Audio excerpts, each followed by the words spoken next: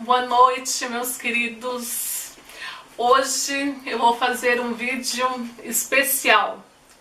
Eu vou contar para vocês sobre os bastidores do livro que eu editei em 2015, que se chama Nuances do Transtorno Afetivo Bipolar. Uma história fascinante, verídica e de amor. Uma história contada por mim, Tamara Bondarchuk. É o seguinte, antes de eu me tornar escritora, eu cursei a faculdade de pedagogia e anos mais tarde eu fiz habilitação de educação infantil.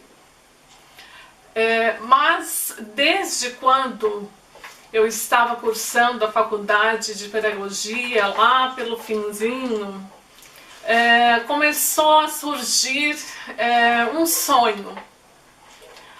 O sonho de escrever um livro.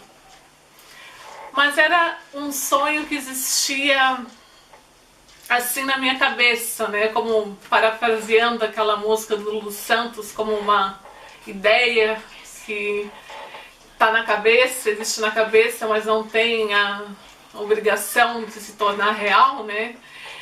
Mas no meu caso se tornou real.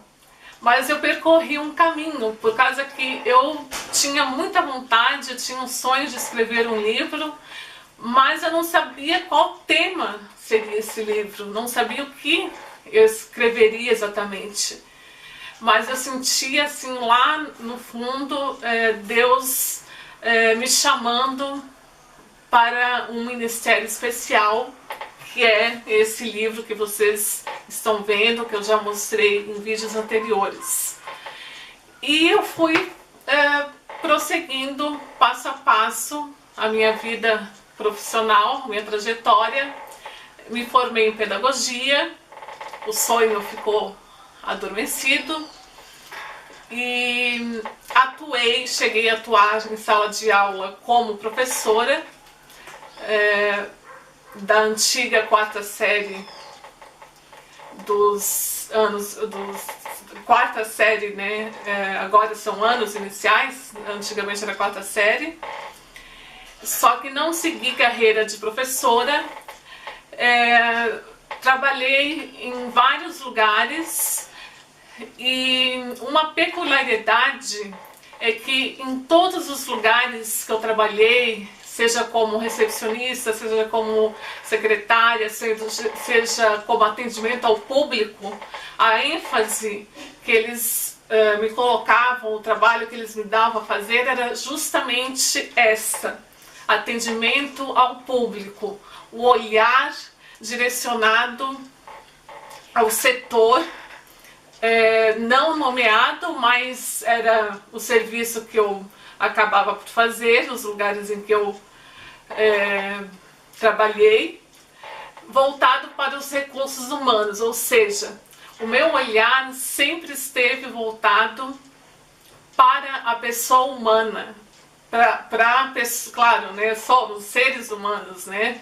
Mas o que eu quero dizer é que o meu talento nato sempre foi lidar mais com pessoas do que com o raciocínio lógico, matemático exato, né? Esse talento eu tenho que confessar que eu não possuo, né?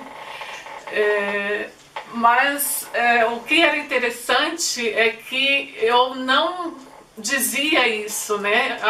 Os meus chefes acabavam me colocando em situações que, claro, que eu tinha que lidar com o computador como uma ferramenta de trabalho, mas sempre o foco no atendimento ao público, sempre no foco de lidando com pessoas, e eu me dava muito bem nisso.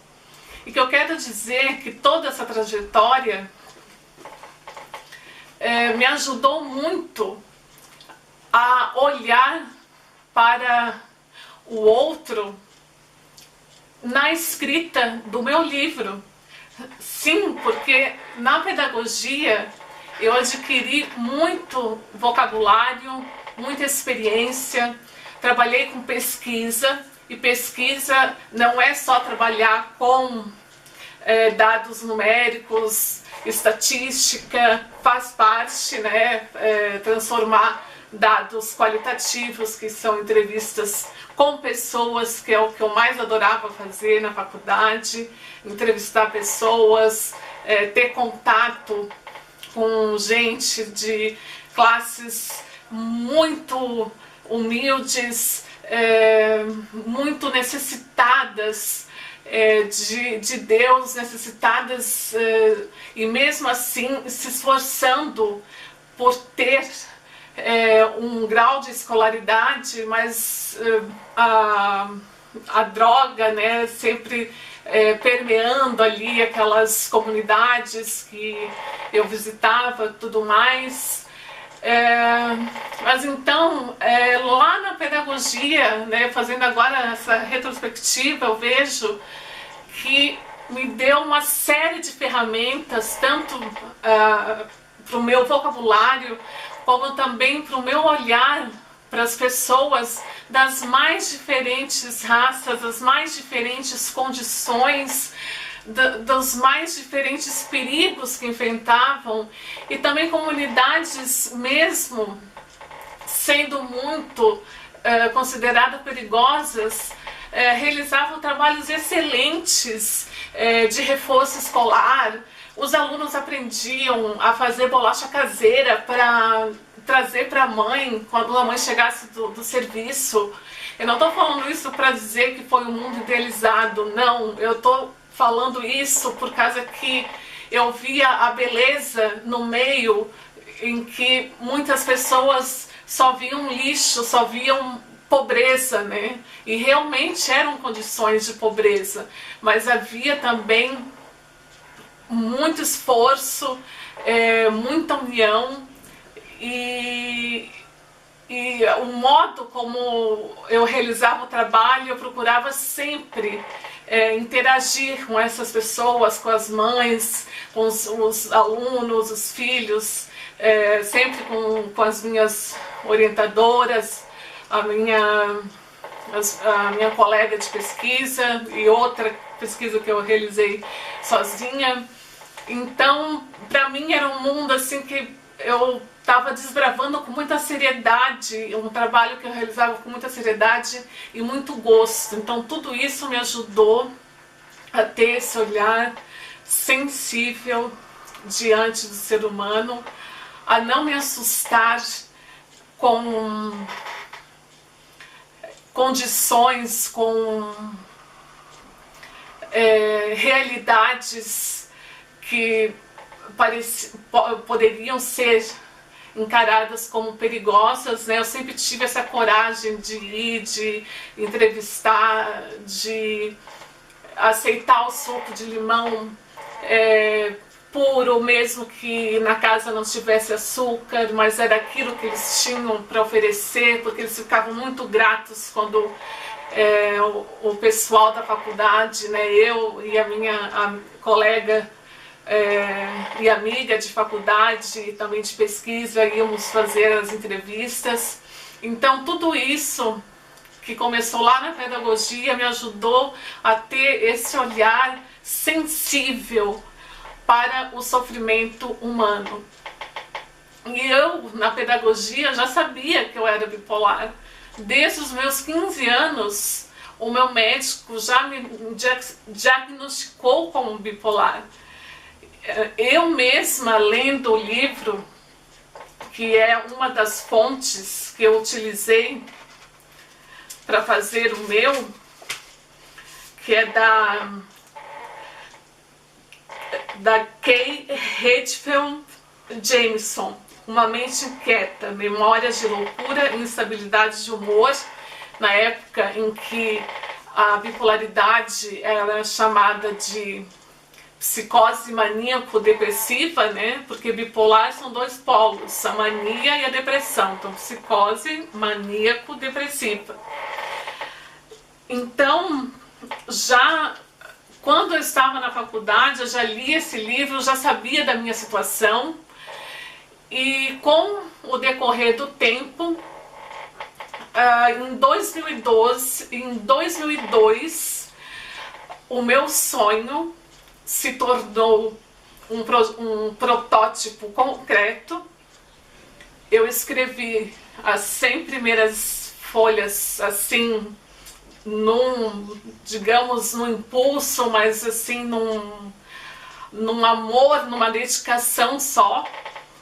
E eu apresentei, a primeira pessoa em que eu apresentei esse protótipo é uma pessoa muito querida, que faz muita falta entre nós, que já partiu para a eternidade, com certeza está com o nosso autor da salvação, o pastor Paulo Solonca.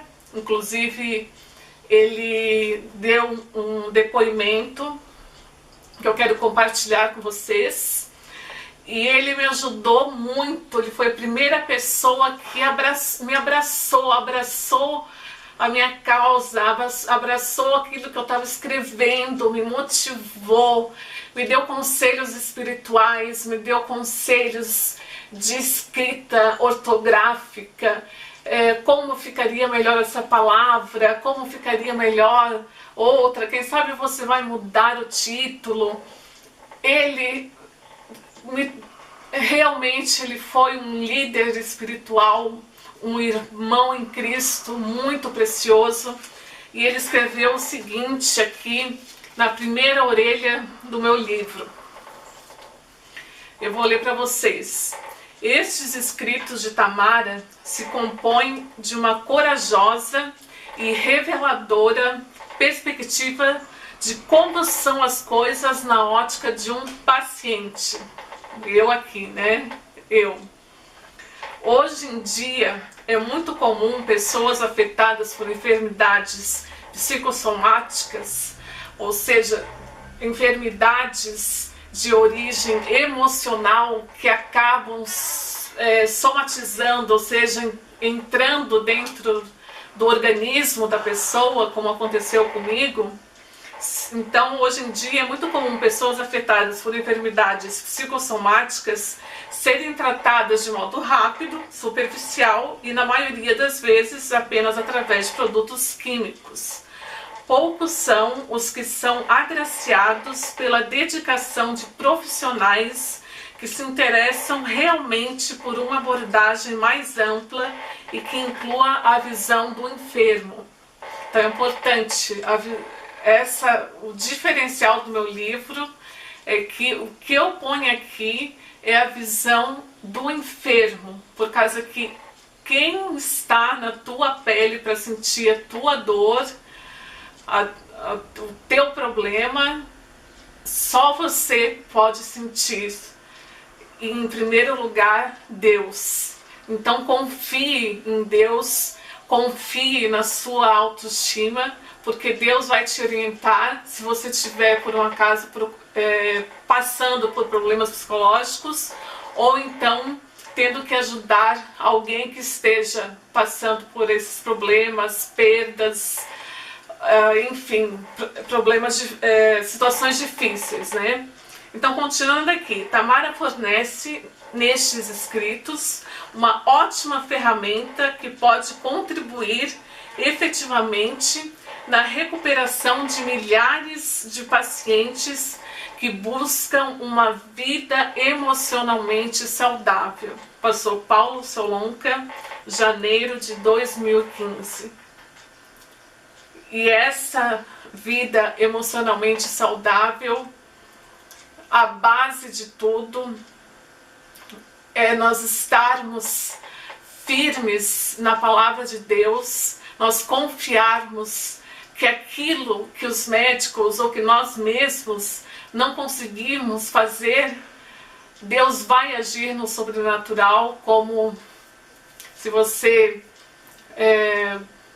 quiser adquirir esse livro, vai ver em várias situações, em outras que eu nem conto aqui, Deus agiu muitas vezes quando tudo parecia perdido, e Deus agiu no sobrenatural, salvando a minha vida não só uma vez, mas várias vezes, como eu também faço essa referência à minha mãe. Mas em primeiro lugar o autor da minha salvação é que fez isso por mim e eu tenho certeza disso.